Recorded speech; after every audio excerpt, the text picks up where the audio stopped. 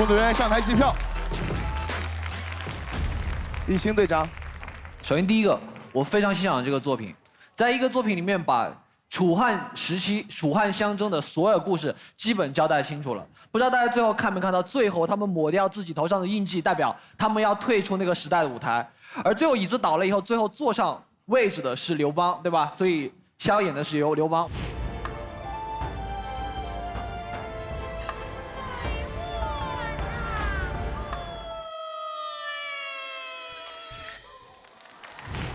我特别喜欢用这样的手法去用街舞或者是用舞蹈的形式去讲述一些跟我们不管是我们的传说也好，还是我们真正的中国历史也好，能相关的故事，我非常欣赏这样的融合跟创新。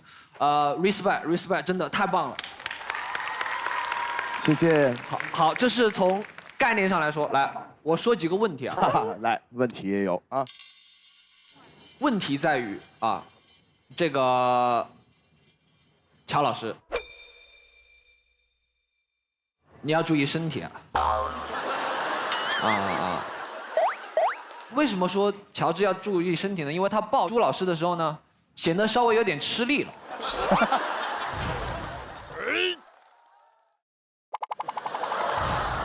乔治是不是应该受伤了吧？他对，这个身体啥的，习武之人在所难免，无所谓。的确，今天这个可能有点太多了吧？托举对，因为这个最近这2天身体状态的确不太好。对，但我觉得总体来说还行吧，朱姐。总体来说很好，很好。乔老师，其实他昨天是都不能动的，就是他完全翻身都不能翻的。真的吗？就是因为我们前一天排了很久，对，然后乔老师的腰又是一个老伤，很容易复发的，可能一些不注意就会导致这个旧伤复发。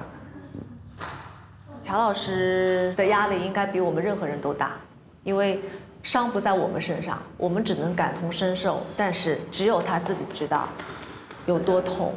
最后他选择了去完成这支作品，也是一个很男人的表现。所以这也很符合霸王这个角色啊，就是要承受很多东西啊。Henry， 我觉得这个作品的3位老师，我再一次感受到每一位老师都是他们自己的那个舞种的很深度的高手，然后他们把这3个舞种最好的东西都融合在一个舞台，我觉得这个就是一个完美的融合。谢谢。3位都是高手，这一定是高手，这也太厉害了，高手，高手中的高手，每一次都是抽的对面的肯定是朱老师啊，应该是吧，就没赢过。现代舞，态度大师战队的马小龙、牧童对阵无暇联盟的 Gumball 陈建言，让我们恭喜无暇联盟。有缘分，所以说高手中的高手，厉害，棒，每年都会有期待，哎，朱姐跟他们融合，感觉有难度吗？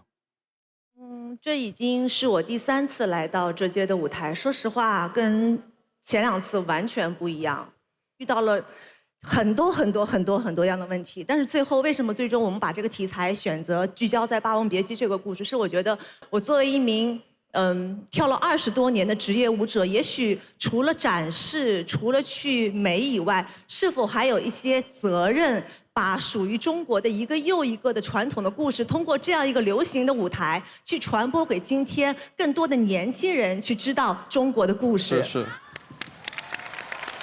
太棒了。反正困难，我觉得过程什么样，我们自己咬碎了牙往肚子里咽。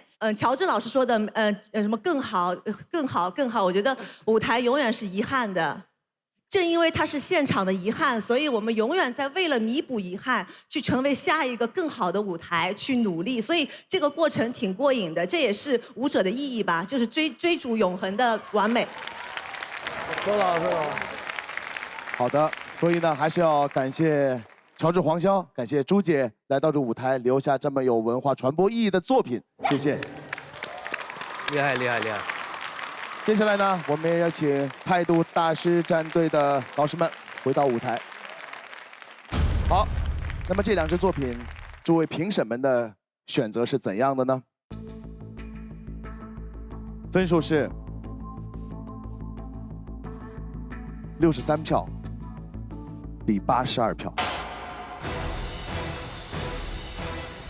让我们恭喜核心武器战队乔治、黄潇。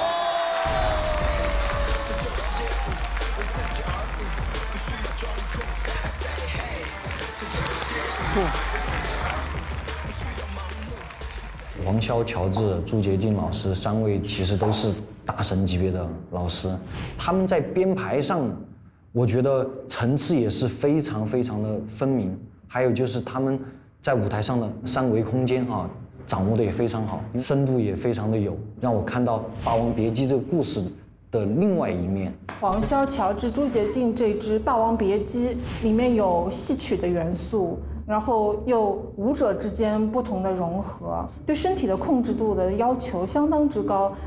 肖杰他们这一组，我们都知道谢欣是个个人风格非常强的舞者，那么你跟他合作会被他带入到谢欣的节奏，带入到谢欣的个人风格里面。虽然从技术角度上面，从意境方面都是非常独特，同时完成度很高的一部作品，但是问题就是出在他太谢欣了。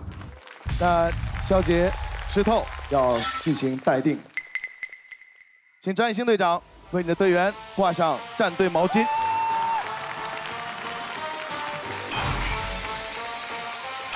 我没有吗？没有。拉上来。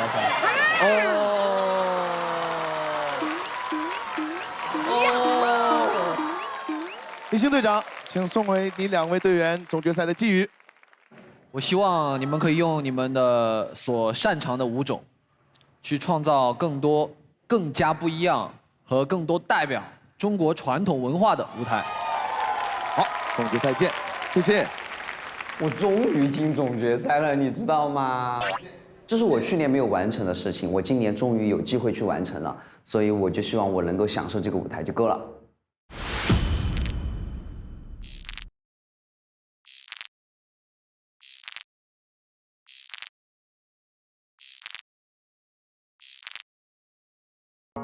你俩偷偷交流什么呢？看天猫双11预售直播呀，上面有超多超品，再不抢就没货了。开始了吗？